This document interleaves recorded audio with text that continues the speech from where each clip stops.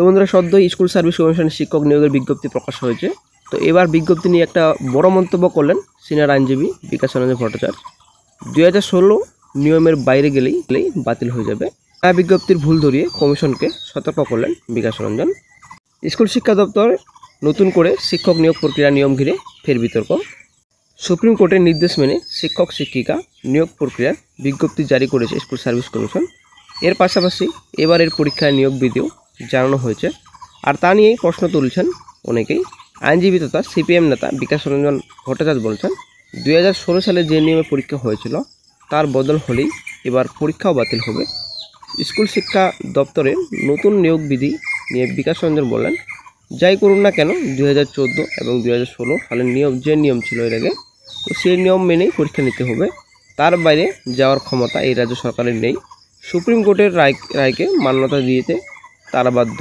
অন্য কিছু করলেই আবার বিপদে পড়বে। এরপরে তিনি বলেন, 2016 সালের নিয়মের বাইরে গেলেই তা বাতিল হয়ে যাবে। 2016 সালে যে নিরিখে পরীক্ষা হয়েছিল সেই নিরিখেই পরীক্ষা নিতে হবে। দুর্নীতির জন্য 2016 সম্পূর্ণ প্যানেল বাতিল হয়েছে।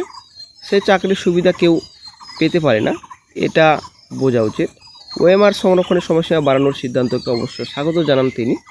মুখ্যমন্ত্রী ঘোষণার মতো শুক্রবার প্রকাশিত হয়েছে এসএসসির শিক্ষক নিয়োগের বিজ্ঞপ্তি। 16 সালের বাতিল প্যানেলের শূন্যপদ শিক্ষক নিয়োগের জন্য বিজ্ঞপ্তি জারি করেছে এসএসসি। আর তাতে শিক্ষক নিয়োগের পরীক্ষা বিধিতে ব্যাপক রদবদল করা হয়েছে। 2016 সালে লিখিত পরীক্ষা হয়েছিল 55 নম্বরের, সেখানে এবার লিখিত পরীক্ষার পূর্ণমান বাড়িয়ে করা হয়েছে 60। আগের প্রক্রিয়ার শিক্ষাগত যোগ্যতার জন্য বরাদ্দ ছিল 35, তা কমিয়ে করা হয়েছে 10। আগের নিয়োগ পরীক্ষা পার্সোনাল টেস্টের জন্য বরাদ্দ ছিল 10, সেখানে আবার ইন্টারভিউর জন্য বরাদ্দ করা হয়েছে 10।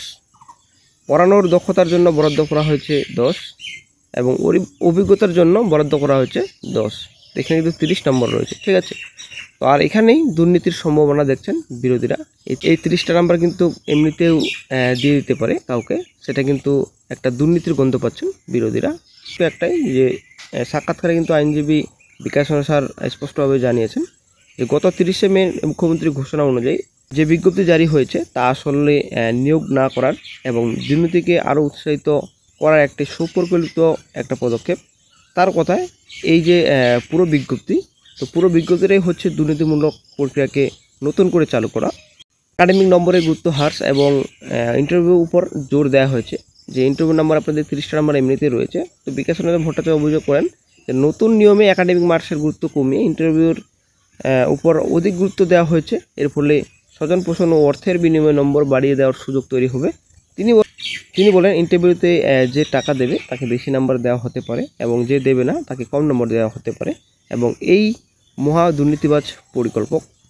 পূর্ব অভিজ্ঞতার জন্য নম্বর, বিজ্ঞপ্তিতে পূর্ব অভিজ্ঞতার জন্য 10 নম্বর ধার্য করা হয়েছে। আইনজীবীর মতে এর মাধ্যমে সেসব প্রার্থীদের সুবিধা করে দেওয়া হচ্ছে যাদের চাকরি অতীতে দুর্নীতির কারণে বাতিল হয়েছে।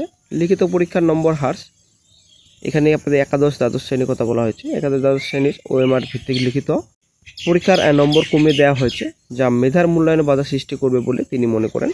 মেধার অবমূল্যায়ন, তার মতে এই যে নতুন নিয়ম মেধাকে বিসর্জন দিয়ে সুবিধা পাইয়ে দেওয়ার একটা চক্রান্ত। বর্তমানে মেধাকে বিসর্জন দিয়ে যারা দুর্নীতির করে টিকে থাকতে পারবেন তাদের কি করে বাঁচিয়ে রাখা যায় তারই পরিকল্পনা করছেন রাজ্য সরকার।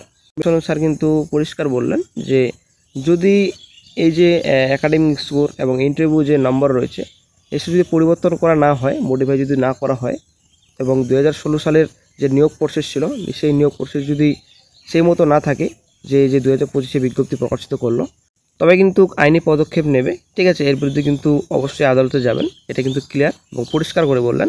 তবে দেখা যাক কী গুরুত্বপূর্ণ আপডেট নেক্সটে পাওয়া যায়। তাহলে কি যে নতুন বিজ্ঞপ্তি প্রকাশিত হলো তো সেটার বিরুদ্ধে কি আবার কেস হবে?